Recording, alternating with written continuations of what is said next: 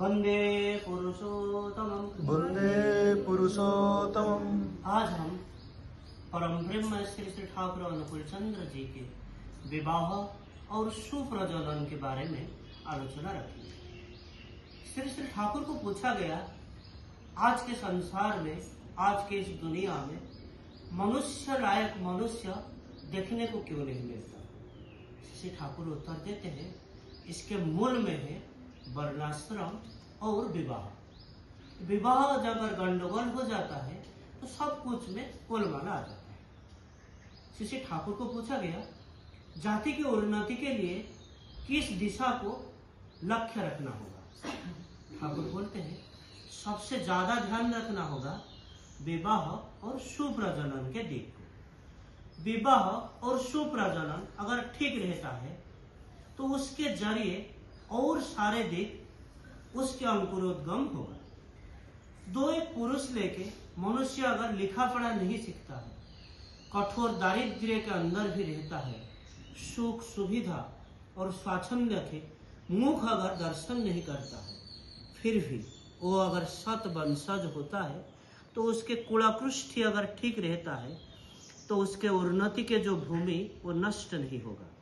फिर ये उन्नति के भूमि उसको अगर नष्ट कर देके तुम जितना सुशिक्षा, ऐश्वर्य, प्राचुर्य और स्वाच्छंद्य के अंदर रखो ना क्यों, वो किसी तरह के मनुष्य नहीं बन पाएगा। मनुष्य होके उठेगा कौन?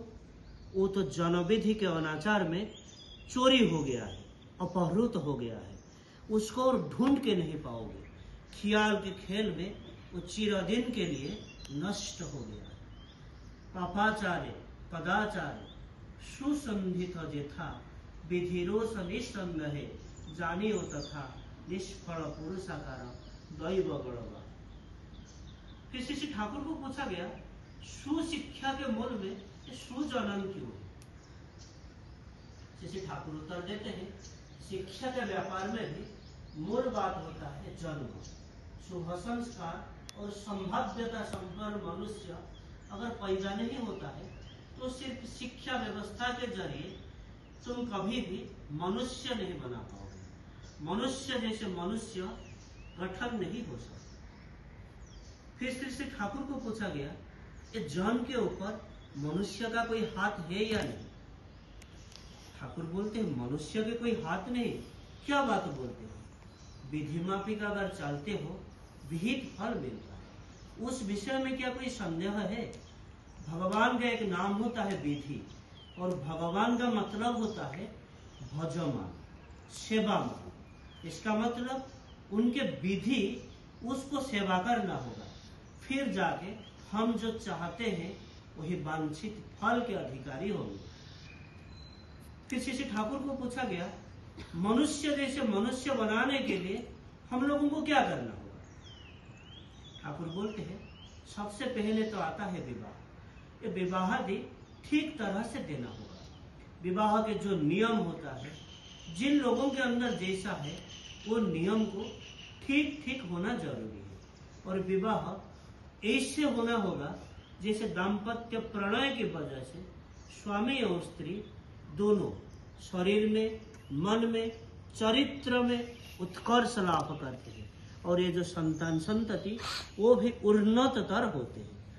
वंश परंपरा क्रमे मनुष्य अगर बढ़ता नहीं चलता है, पिता से पुत्र अगर और बड़ा नहीं होता है और अच्छा नहीं होता है, तो फिर हुआ क्या? पात्र और पात्री के वंश, विद्या, स्वास्थ्य, चरित्र, इष्टप्राणता, दक्षता, गुण, वयस, प्रकृति इत्यादि के दिशा दे के सम्यक संगति है कि नहीं वो अच्छे करके देखना जरूरी है। फिर श्री ठाकुर को पूछा गया, अगर प्रकृतिगत सामंजस्य देख के विवाह नहीं होता है तो फिर क्या होगा? ठाकुर बोलते हैं, प्रकृतिगत सामंजस्य देख के अगर विवाह नहीं देते हैं तो स्वामी स्त्री दोनों के जीवन विध्वस्त हो जाता है। मैं इसे बहुत क्षेत्रों में देखा हूँ। स्त्री जैसा स्त्री वो भी बुरी नहीं है, और स्वामी जैसा स्वामी वो भी बुरा नहीं है। अच्छा लोग बाहर जगत में, और दोनों के भी सुनाम है। लेकिन आपस में उन लोगों के व्यवहार सभी के साथ उन लोगों के व्यवहार भी अच्छा है, लेकिन आपस में उन दोनों के बीच में कोई भी समझौता नहीं, कोई भी मेल जोल नहीं। विवाहादि में ऐसे अमेल अगर होता है तो वह स्त्री के उचित होता है स्वामी के प्रकृति को समझने की कोशिश करना, और स्वामी को जैसा अच्छा लगे, जैसे उनके अच्छा हो, जैसे उनके मंगल हो, जैसे उनके कल्याण हो, वैसे भाव से अपने व्यवहार को सुनियंत्रित करके कोशिश करना। एक जीवंत इंसान के साथ कैसे व्यवहार करना होगा वो हर समय में स्मरण रखना उचित है। मैं किसी ईंट, काट, लकड़ी या पत्थर के साथ व्यवहार नहीं कर रहा हूँ। जिसके साथ व्यवहार कर रहा हूँ उसका एक रुचि है, उसका एक पसंद है, उसका एक प्रकृति है और उसका एक मिजाज है, उसका एक धर्म भी है। वैद्य जैसे नाड़ी को चिप के उसकी धातु देख के, उसकी अवस्था देख के औषध की व्यवस्था करता है। मनुष्य के साथ व्यवहार में औषध जैसे ऐसे धातु को समझ के प्रयोग करना होता है। एक बात में बोले तो मनुष्य के मन और मिजाज को समझ के चलना होता है। परस्पर को हिसाब करके ना चलने की वजह से बहुत ही गोलमाल का सूत्रपात होता है।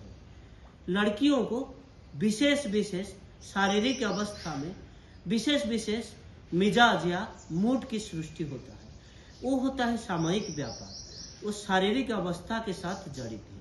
लेकिन लड़कों के इस संबंध में कोई ज्ञान नहीं रहता और वो समय में स्वाभाविक वैलक्षण की वजह से बेवजह या अजथा शासन या ताड़ना करने जाता है, तो फिर वो हाथे हाथे विपरीत होता है।